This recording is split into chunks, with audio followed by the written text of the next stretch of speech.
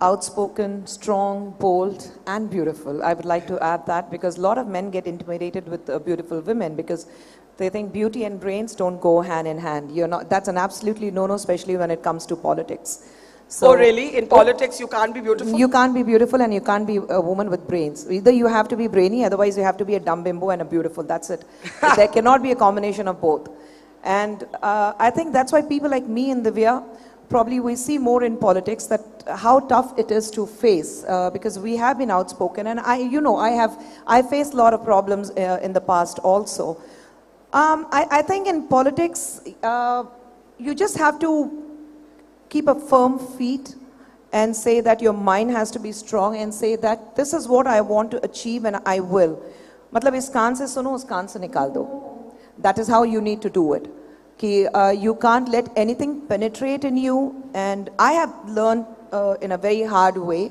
In fact, before I came here in the morning, I was speaking to somebody and I was talking about my experience. Like when I was in my very first party when I joined politics and how we were at an event outstation, not in Chennai, but in an outstation. And this is how men are. We are part of a group and we were just sitting together for lunch because we had to have lunch in one room and the room's allotted.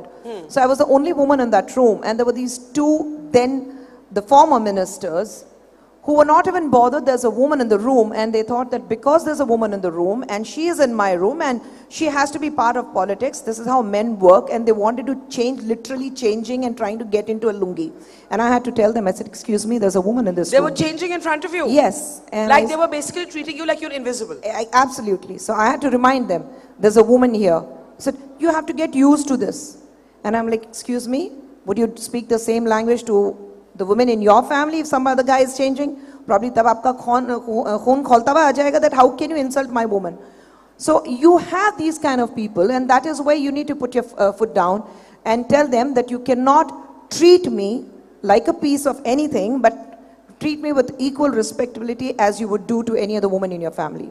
But at the same time, I also, rather than getting angry with them, with these kind of men around, not only in politics, anywhere, I really pity the women in their family.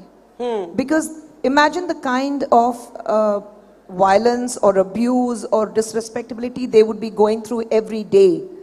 They have seen their mother being subjected to this kind of disrespectability. They know that they have stood silence and they have been absolute mute spectators to whatever is happening around. And they get used to that. They think it's their birthright to insult a woman. It's their birthright to show their misogynist attitude, their patriarchy mindset. Men think that this is how we are and this is how we are going to treat you, and you have to bear with it.